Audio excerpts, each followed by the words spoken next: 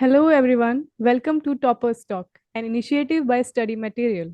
I am your host, Prerna Ribari, and here in Toppers Talk, we talk to selected candidates who have an insight on their journey towards success and what strategies they used and challenges they faced during their preparation. Our aim is to help all those who are preparing for bank exams. What's better than listening to the experience of those who have already cleared it? Even if one person gets benefited through this initiative, we'll be more than happy. So let's begin. In this series of videos, today we have with us Aditi Mishra, who has qualified her IBPS PO exam in a very short span of time, in the very first attempt itself, that too at a very young age of 20. So, hello Aditi, a very warm welcome to Toppers Talk. First of all, thank you so much, Prerna, for having me here. And it's going to be fun. Yes. Okay, Aditi, tell me कैसा लग रहा है exam clear होने के बाद? काफी अच्छी feeling है, लाइक फाइनली हो गया, जितने फेजेस थे वो क्लियर कर लिए। तो it's a great feeling, I am feeling out of the world.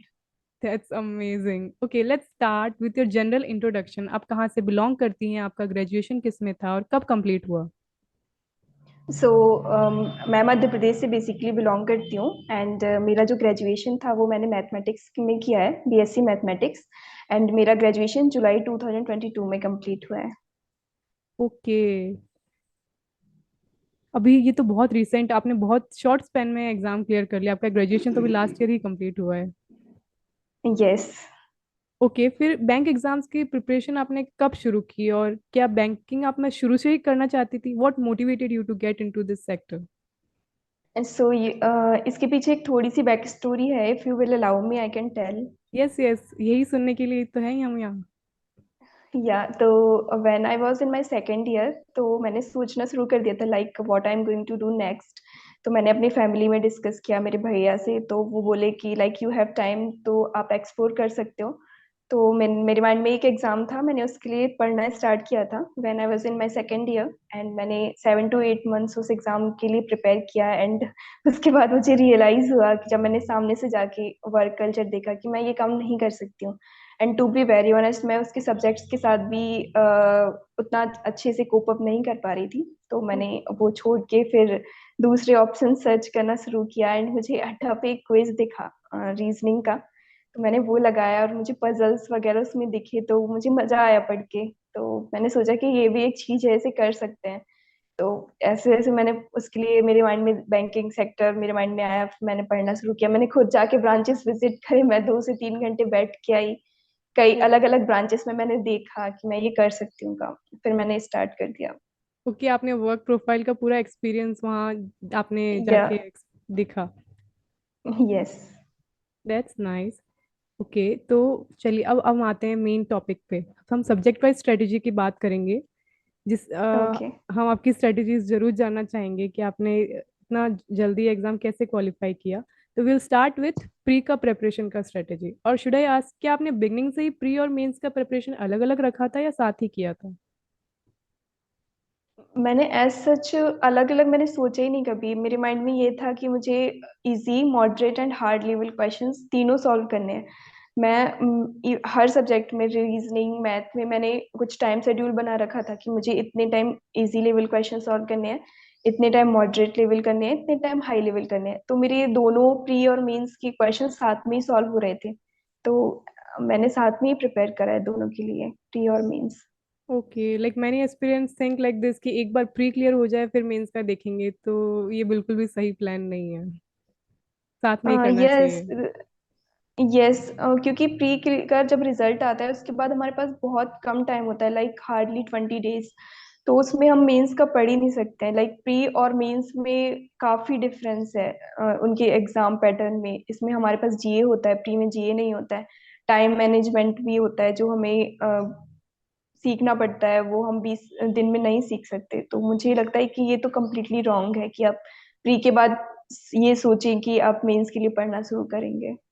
Yes, if a student really wants to clear the exam तो उसको साथ में ही लेके चलना चाहिए प्री और मेंस का। यस। यस। यस। आप ओके। दोनों साथ में लेके चलिए, जितना टाइम आप प्री को दे रहे हैं उतना ही टाइम आप मेंस को दीजिए। इवन आई विल से कि आप मेंस के भी मॉक्स लगाइए, इवन आपका मेंस है या नहीं है। It doesn't matter. Okay. Okay, अब हम स्टार्ट करते हैं क्वांट की स्ट्रेटेजी से। क्वांट का काफी फेयर रहता है एस्पिरेंट्स में, तो आप बताइए आपका क्वांट का स्ट्रेटेजी कैसे था? तो एज आई ऑलरेडी टोल्ड कि मैं किसी और एग्जाम के लिए पढ़ रही थी, तो मैंने उसमें थोड़ा सा बेसिक कर लिया था मैथ का। क्वांट का उसमें मैथ्स आता था, तो मैंने वो RS अग्रवाल बुक से कर रहा था। और उसमें थोड़ा सा ट्रेडिशनल मेथड से बताया गया था जितना भी सॉल्व करना था क्वेश्चंस को। फिर जब मैंने बैंक एग्जाम्स के लिए पढ़ना शुरू किया तो मुझे काफ़ी चेंजेस करने पड़े। मैंने स्पीड मैथ्स पे काफ़ी फोकस किया। मैंने स्क्वायर क्यूब्स एंड जो परसेंटेज वैल्यूज होती हैं उनको लिखा। एंड मैं जब सो के उठती थी तो मेरा सबसे पहला काम वही होता था कि मैं उनको जाके रिवाइज करूं। और उसके बाद एक यू अनअकैडमी पर चैनल है प्रतियोगिता मंत्रा करके, फ्री ऑफ कॉस्ट है वो, फ्री मटेरियल प्रोवाइड करते हो। तो मैंने उससे कुछ कुछ ट्रिक्स एंड ऑल सीखे थे और मैंने उनके नोट्स बना लिए थे मैथ के लिए। और फिर वो ट्रेडिशनल मेथड तो मैंने ऑलरेडी सीख रखे थे RS अग्रवाल बुक से, और मैंने साथ में शॉर्ट ट्रिक्स भी सीख ली थी ताकि वो मुझे प्री में हेल्प करें। और फिर मैंने उसके बाद प्रैक्टिस करी, सेक्शनल्स लगाए, क्विजेस लगाई, बहुत सारी क्विजेस लगाती रही मैं, मॉक्स लगाती रही। मेरा यही रूटीन रहा है मैथ के लिए। तो कैलकुलेशन के लिए आपने कोई एप्स यूज किए या फिर आप खुद से ही करती थी? हाँ, मैंने कैलकुलेशन के लिए एक ऐप इंस्टॉल करा था, स्पीड मैथ करके। उसमें हमें 1 मिनट के अंदर क्वेश्चंस कितने ज़्यादा हम सॉल्व कर पा रहे हैं वो दिखाता है वो। तो पहले जब मैंने स्टार्ट किया था तो मेरा एक ही दो क्वेश्चन हो पाते थे, फिर जब मैं करती गई तो मेरे 15 से 20 क्वेश्चन हो जाते थे स्पीड मैथ के। तो वो मुझे काफ़ी बेनिफिशियल लगा, तो I will suggest everyone to install that app.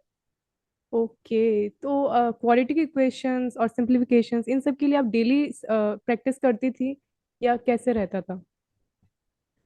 Quadratic equation मैंने सॉल्व उतने ज़्यादा नहीं किए क्योंकि उसमें मेरी एक्यूरेसी काफ़ी सही रहती थी। और मैंने एज आई टोल्ड कि मैंने उस कुछ कुछ ट्रिक्स सीखी थी, तो मैंने उसकी भी ट्रिक्स सीखी थी और मेरे लिए वो एप्लीकेबल हो रहा था, तो मैंने उसकी उतनी ज़्यादा प्रैक्टिस नहीं की है। और इसके अलावा कभी कभी जैसे मॉक्स में दिख गया तो मैं मॉक्स में ही सॉल्व कर लेती थी, या फिर मेरे क्विजेस में कभी क्वाड्रेटिक इक्वेशन आ गया। जैसे अड्डा के डेली के क्विजेस आते हैं उसमें सिंप्लीफिकेशन, अप्रोक्सीमेशन एंड ये क्वाड्रेटिक एंड ऑल ये सब कुछ रहता है, तो मेरी वहां से प्रैक्टिस हो जाती थी। अलग से कोई प्रैक्टिस नहीं करी। ओके, मेंस के लिए क्वांट के लिए क्या एक बेटर स्ट्रेटेजी हो सकती है कि उसमें कोई अच्छा स्कोर कर पाए? जैसे इस बार तो मेंस काफी टफ रहा आईपीएस पीओ का। Yes yes. तो मैं मेंस के लिए जो, अगर जब मैं एक चीज मैं बताना चाहूंगी कि जो मेरी पूरी प्रिपरेशन रही है वो कम्प्लीटली मॉक्स पर बेस्ड थी। इवन जब मैंने मन बनाया था कि मुझे बैंक के लिए पढ़ना है तो मैंने पहले जो काम किया था सबसे पहला वो मैंने एक मॉक ही लगाया था कि मुझे मुझे पता करना था कि इसका लाइक इसका पैटर्न क्या है, इसमें कौन से सब्जेक्ट्स आते हैं, पहले कौन सा सेक्शन आएगा, फिर कौन सा सेक्शन आएगा।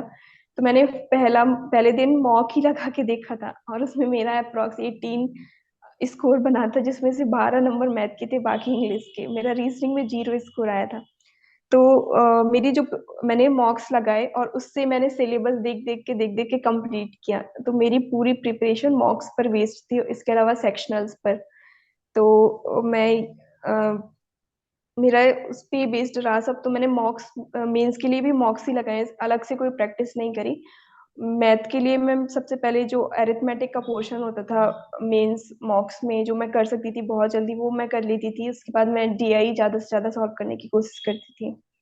ओके, डीआई आपने कहाँ से किया? कहीं से आपने इसके लिए प्रिपेयर? कोई हाँ, मैंने कोई स्पेसिफिक सोर्स फॉलो नहीं किया। मैंने एज आई टोल्ड कि मॉक्स और सेक्शनल्स ही लगाए, उसमें DI मेरी प्रैक्टिस हो जाती थी। जो मेरे नहीं हो पाए मॉक्स में उसको मैं फिर 2 से 3 बार प्रैक्टिस करती थी उसी क्वेश्चन को जब मैं एनालिसिस करती थी। इसके अलावा एक यूट्यूब पर कोर्स था 365 DI करके, लर्निंग कैप्सूल चैनल पर, वो यस मैंने यस। कर रखा था। तो हाँ, यही DI के लिए मेरा यही सोर्स रहे हैं। ओके। अच्छा, अब बात करते हैं इंग्लिश की। हम देखते हैं कि बहुत लोग हैं जिनका इंग्लिश का सेक्शनल कट ऑफ ही क्लियर नहीं हो पाता है। आपका इंग्लिश कैसे रहा है शुरू से, और आपने कैसे प्रिपेयर किया बैंकिंग के लिए? इंग्लिश तो ठीक था मेरा, मतलब ऐसा नहीं था कि बहुत ज्यादा वीक था या बहुत ज्यादा अच्छा था, मतलब एवरेज था स्टार्टिंग से ही। और जब मैंने बैंकिंग के लिए जब मैंने मॉक लगाए थे तो मुझे ये समझ आया था कि इसमें रीडिंग जितनी अच्छी आपकी होगी, आपकी एनालिटिकल एबिलिटीज जितनी अच्छी होंगी, उतना ज्यादा आपके लिए बेनिफिशियल होगा। तो मैंने पहले भी मैं रीडिंग करती थी, लेकिन मैंने फिर जो मैं जनरली रीड करती थी नॉवेल्स एंड ऑल, उसके अलावा मैंने एडिटोरियल्स पढ़ना शुरू करा था बैंकिंग के लिए स्पेसिफिकली। और एडिटोरियल्स में कभी कभी कोई वोकैब आ गया जो मुझे नहीं आ रहा है तो मैंने वो नोट कर लिया। मैंने नोटबुक बनाया हुआ था, मुझे कोई भी नया वर्ड दिखता तो मैं नोट कर लेती थी उसको और मैं उसको रिवाइज करती थी। एट द एंड ऐसा हो गया था कि मुझे पेजेस बाय पेजेस याद हो गए थे वो कैब के, जो मैंने खुद नोट किए थे। मैं मेरा ये स्टार्टिंग से ही रहा है ये चीज कि मैं कंटेंट बहुत ज्यादा फॉलो नहीं करती हूँ। मैं बार बार रिवाइज करने पे ज्यादा फोकस करती हूँ कि भले ही मैं एक सोर्स फॉलो करूँ, लेकिन मैं उसको मल्टीपल टाइम रिवाइज करूँ। तो इस इसके बाद नोवेल्स मैंने रीड करना स्टार्ट किया और एडिटोरियल्स पढ़े। और मेरी ग्रामर अच्छी थी और मुझे रूल्स एंड और पता थे पहले से, तो मैंने ग्रामर के लिए कुछ नहीं किया। और मैंने अलग से टाइम नहीं दिया इंग्लिश के लिए, मॉक्स में ही जितना हो गया उतना ठीक था बस। ओके, आपका इंग्लिश सही रहा है थोड़ा, इसलिए आपको इतना सब पे इतना फोकसली नहीं पढ़ना पड़ा, सिर्फ इंग्लिश आप मॉक से ही कर लिया करती थी जितना भी हो पाता था, और हाँ, एडिटोरियल से। मॉक्स से और रीडिंग से। Okay, now let's move on to reasoning. आपने बताया कि आपके मॉक में रीजनिंग में 0 नंबर आया था जब आपने फर्स्ट मॉक दिया था, तो वहां से यस, फिर आपने कैसे प्रिपेयर किया रीजनिंग के लिए? एक्चुअली क्या हुआ था कि जब मैं दूसरा एग्जाम प्रिपेयर कर रही थी तो मैंने उसके लिए रीजनिंग पढ़ा था। तो मैं काफी कॉन्फिडेंट थी कि मैं यहाँ पे रीजनिंग अच्छा कर दूंगी, यहाँ पे भी रीजनिंग है। और जब मैंने दिया तो मुझे पता चला कि दोनों का सिलेबस कम्प्लीटली डिफरेंट है, और मेरे जब 0 मार्क्स आए तो मैं तो सैटरड हो गई कि मेरे साथ क्या हुआ। फिर मैंने पजल्स सॉल्व किए। मुझे ये पता चला कि यहाँ पे इसका वेटेज ज्यादा है पजल्स का। तो मैंने पजल्स सॉल्व करना शुरू किया। अंकुश लांबा सर हैं, उनके मेथड्स देखे, सिर्फ मेथड्स देखे, और फिर खुद से बनाने की कोशिश करी। जितनी ज्यादा वो हो सकती थी उतनी ज्यादा पजल्स बनाई। मैं 5 प्री के पजल्स डेली बनाती थी और 3 मेंस के। तो ये मेरा रूटीन था। इसके अलावा जो मिसलीनियस पार्ट होता है उसको भी मैंने पहले सिलेबस कंप्लीट किया।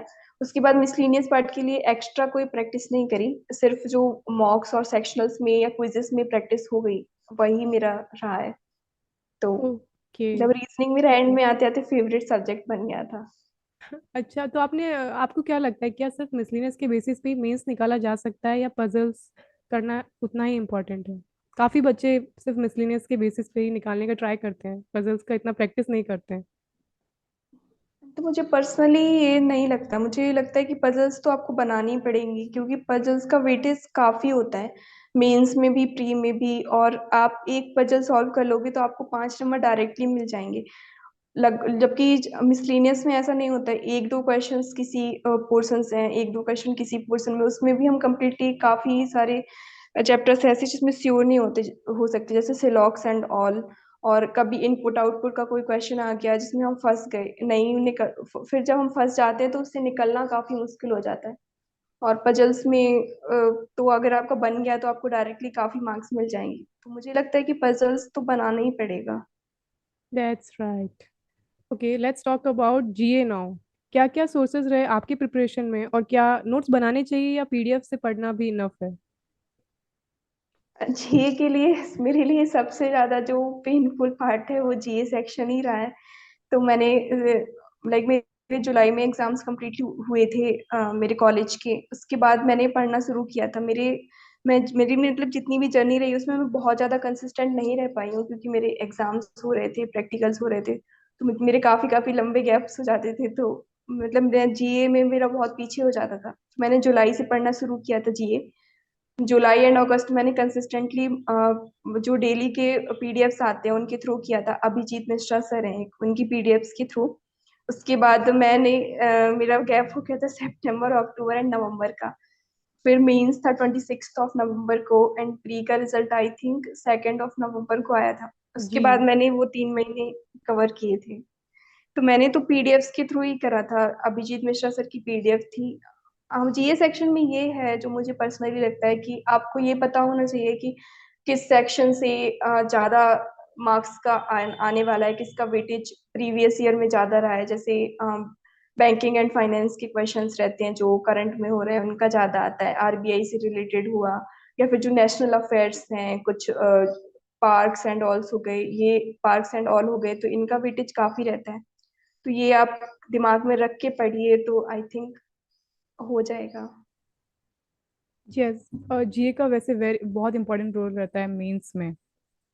यस, जीए का काफी इम्पोर्टेंट रोल है। और आप बिल्कुल छोड़ के मत चलिए। मेरे साथ कुछ पर्सनल इश्यूज थे जिनकी वजह से मेरा वो बीच के जो मंथ्स थे वो मैं नहीं कर पाई थी।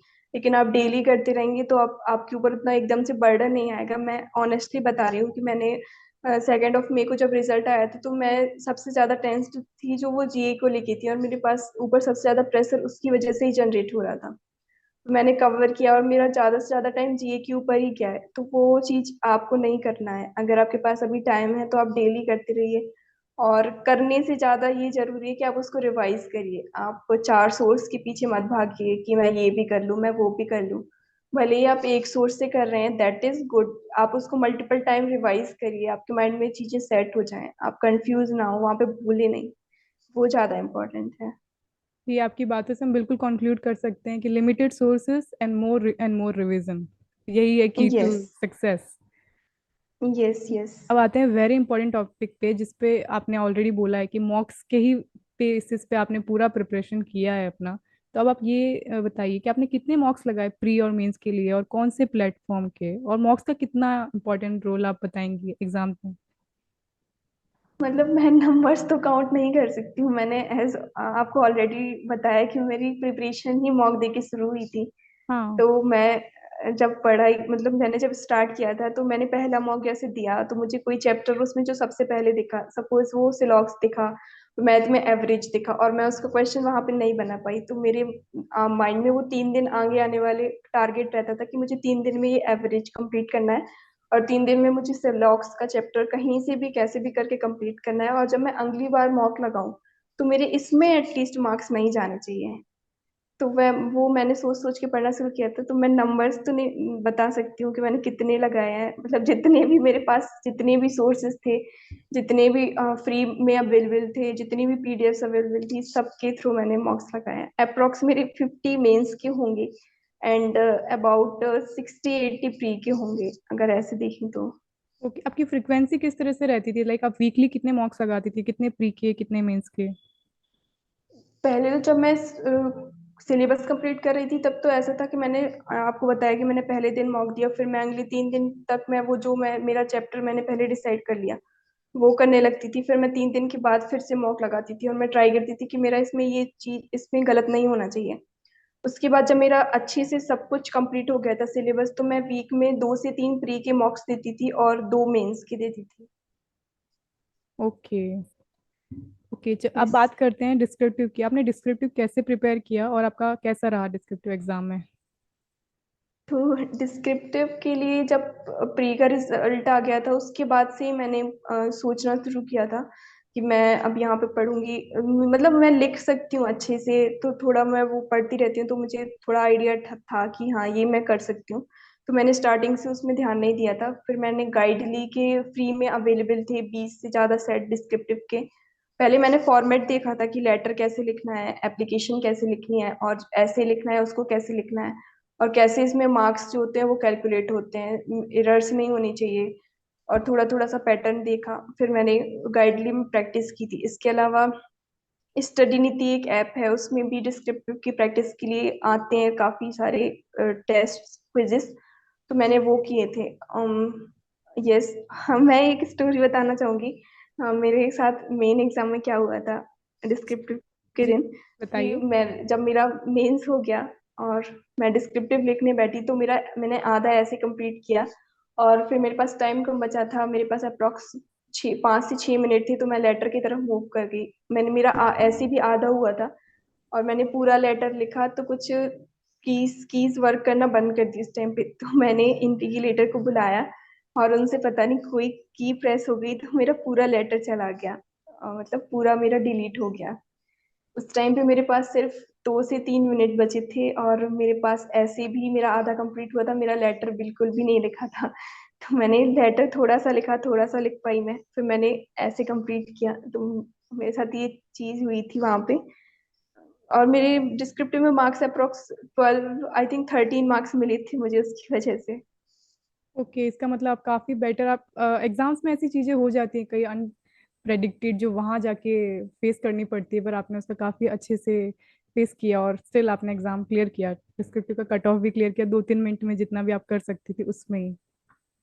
यस, तो मतलब मेरे साथ जब मैं गाइडली के दे रही थी डिस्क्रिप्टिव की, तो मेरे काफी अच्छे मार्क्स आ रहे थे। और फिर वो चीज हो गई तो थोड़ा सा बहुत ज्यादा मैं टेंस्ड हो गई थी उस टाइम पे कि अब मैं क्या करूँ। तो मतलब मैंने तो इस जर्नी से यही सीखा है कि आपका माइंड जितना स्टेबल है, आप जितने पीसफुली, जितने कामली आप एग्जाम दे रहे हो, और आप पूरे 3 से 4 घंटे की ड्यूरेशन के दौरान हो, वो सबसे ज्यादा मैटर करता है। यस, प्रिपरेशन की जर्नी में भी हमें यही सिखाता है कि काम रहना चाहिए, एग्जाम में भी अगर ऐसा कुछ हो जाए तो कामली सिचुएशन को हैंडल करना चाहिए, कुछ सॉल्यूशन निकल ही जाता है। यस, यस, एग्जैक्टली, वहां पे आपको बिल्कुल भी पैनिक नहीं करना है। Okay, now we will come to interview आपका। आपने मुझे पहले भी बताया आपका इंटरव्यू काफ़ी सही रहा है, तो आपने कैसे प्रिपेयर किया और आपने इंटरव्यू के बारे में बताइए। हाँ, तो इंटरव्यू का जब मेंस का रिजल्ट आया था उसके बाद तो एसबीआई जीए था, एसबीआई जीए का मेंस था। और तो मैंने तब भी मैंने सोचा नहीं था, मैंने मेरा आई थिंक 7 फेब को इंटरव्यू था, if I am not wrong. और मैंने 15 ऑफ जैन के बाद पढ़ना स्टार्ट किया था इंटरव्यू के लिए, 18 ऑफ जैन से। तो सबसे पहले तो एक पीडीएफ थी अफेयर्स क्लाउड की। वो पीडीएफ से मैंने सबसे पहली चीज जो मैंने करी थी वो ये किया था कि मैंने गूगल किया, मेरे 2 से 3 दिन उसमें गए थे। मैंने यूट्यूब पे के बहुत सारे वीडियोस देखे जो इंटरव्यू एक्सपीरियंस डले थे, और मैंने उसके क्वेश्चंस नोट कर लिए थे एक नोटबुक लेके। जितने की भी गूगल में डले थे क्वेश्चंस की ये पूछे जा सकते हैं, उन सबको नोट कर लिया। फिर मैंने 18 ऑफ जैन से पढ़ना शुरू किया था। मैंने अफेयर्स क्लाउड का एक पीडीएफ था, उससे पूरा बैंकिंग अवेयरनेस पढ़ा। फिर मैंने एक कोर्स लिया ऑलिव बोर्ड का। उसमें वो बेसिकली मैंने मॉक्स के लिए लिया था, मॉक इंटरव्यूज के लिए। वो मैंने लिया, और मैंने उसके वीडियो लेक्चर्स उतने ज्यादा नहीं देखे हैं, कुछ कुछ देख के जो मुझे समझ नहीं आ रही थी चीजें, वो देख के मैंने नोट्स बनाए। और फिर मैं धीरे धीरे धीरे धीरे पढ़ती गई, जो करंट की इवेंट्स हो रहे हैं उन पे ज्यादा फोकस था। अपना प्रोफाइल तैयार किया, मैं खुद से क्रॉस क्वेश्चंस करती थी कि ये मेरा से क्वेश्चन पूछा जा सकता है। तो मेरा कवर हो गया था उससे। ओके, तो किस तरह के क्वेश्चंस पूछे गए थे आपसे इंटरव्यू में। हाँ, तो मेरा जो इंटरव्यू था वो काफी डाइवर्स था। मेरे से फैमिली के क्वेश्चंस थे, मेरे जो प्रीवियस जो पढ़ाई हुई है उससे क्वेश्चंस थे, मेरे ग्रेजुएशन से थे, मेरे होम स्टेट से थे, मेरे वो बैंकिंग अवेयरनेस से थे, करंट इवेंट्स से थे। मतलब काफी हर एक पोर्शन से क्वेश्चंस पूछे गए थे मुझसे। क्या इंटरव्यू में हॉबीज के बारे में भी क्वेश्चंस पूछे जाते हैं। यस, यस, ओके, आपकी हॉबीज क्या रही काफी। है वैसे। मुझे नॉवेल्स रीड करना अच्छा लगता है, मैं कुकिंग करती हूँ, मुझे ड्राइंग करना अच्छा लगता है, स्केचेस बनाना। इसके अलावा कंटेंट राइटिंग भी कभी कभी कर लेती हूँ। तो मैंने यही चीजें बोली थी हॉबीज में भी, वहाँ भी। ओके, इससे हमें इंटरव्यू के बारे में सारा पता चल गया कि इंटरव्यू किस तरीके से रहता है। तो अब आप बताइए कि आप एग्जाम की प्रिपरेशन के दौरान सोशल मीडिया पर एक्टिव थी या फिर आपने सब कट ऑफ कर दिया था। मैं मैं स्टार्टिंग से ही उतनी ज्यादा एक्टिव नहीं रही हूँ सोशल मीडिया में। मैंने जब मेरा प्री था उस टाइम पे ही मैंने अकाउंट बनाया था कुछ हैंडल्स में। और फिर लेकिन मेरे पास ऐप रहता था, लेकिन मैं यूज नहीं करती थी, मुझे उतना ज्यादा है नहीं कि मैं ये चीज यूज करूँ। तो मैं एक्टिव अभी भी नहीं हूँ उतना काफी सारे सोशल मीडिया प्लेटफॉर्म्स पे। तो मैंने कम्प्लीटली अनइंस्टॉल भी नहीं की थी चीजें, ना में ही मैं कम्प्लीटली एक्टिव थी। ओके, दिस शोज कि आप काफी फोकस थी प्रिपरेशन के दौरान। Yes, you okay, can say. How did you keep yourself motivated, kept yourself motivated during the whole time, like कभी कभी सेल्फ डाउट आता है कि इतना कंपटीशन है, इतने लोग एग्जाम्स दे रहे हैं, कैसे होगा, क्या वो आपको भी आता था और आपने कैसे कोप अप किया इससे।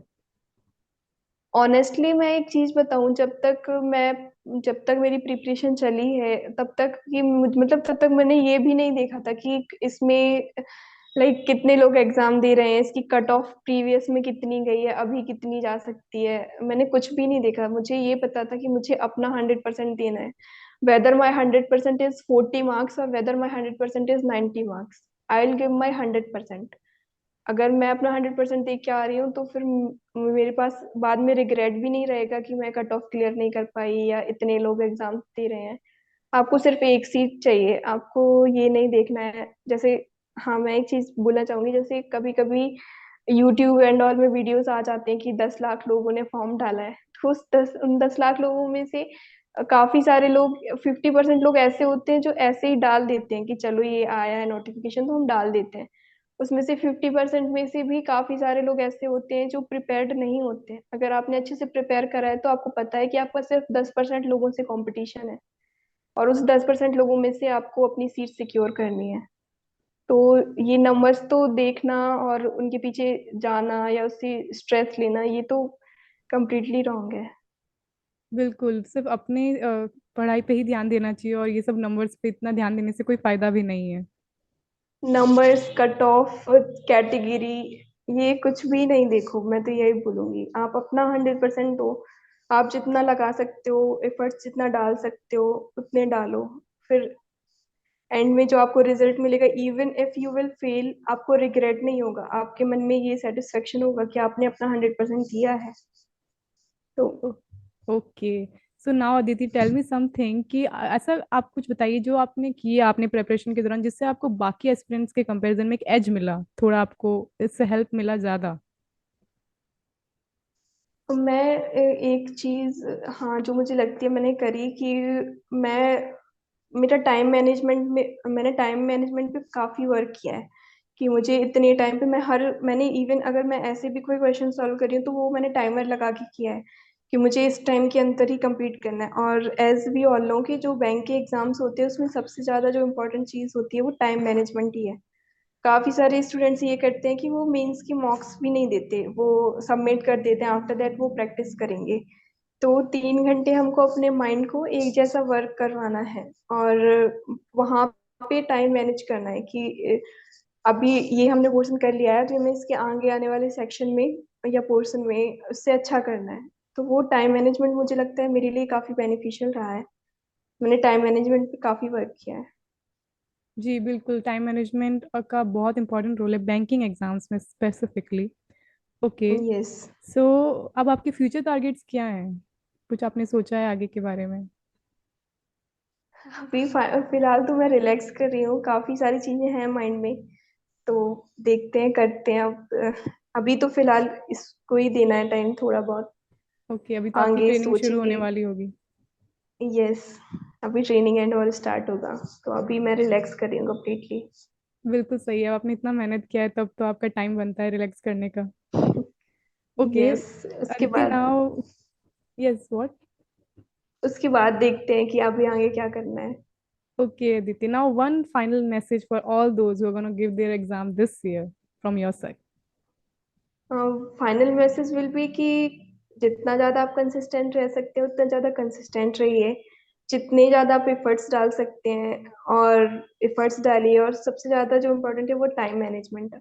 आप अपने टाइम मैनेजमेंट पे फोकस करिए। और एक चीज़ और है कि लाइक जब हम प्रिपरेशन करते हैं तो बहुत ज़्यादा हमको एनजाइटी होती है, स्ट्रेस होता है एग्जाम डेट्स को लेके, ये डाउट रहता है कि होगा हमारा क्लियर या नहीं होगा, हम इतने एफर्ट्स डाल रहे हैं। तो वो चीज हर एक पर्सन के साथ हो रही है। तो आप जो उन चीजों से फाइट करके आगे बढ़ जाएगा, वो निकल जाएगा, वो उसका फाइनल हो जाएगा। तो वो उन चीजों से भी हमें साथ में लड़ना है। तो वो करते रहिए, अपने आप को जितना काम रख सकते हो उतना रखने की कोशिश करिए, स्टेबल रखिए रखिए अपने माइंड को। एंड में सबका ही होता है और सबका ही होगा।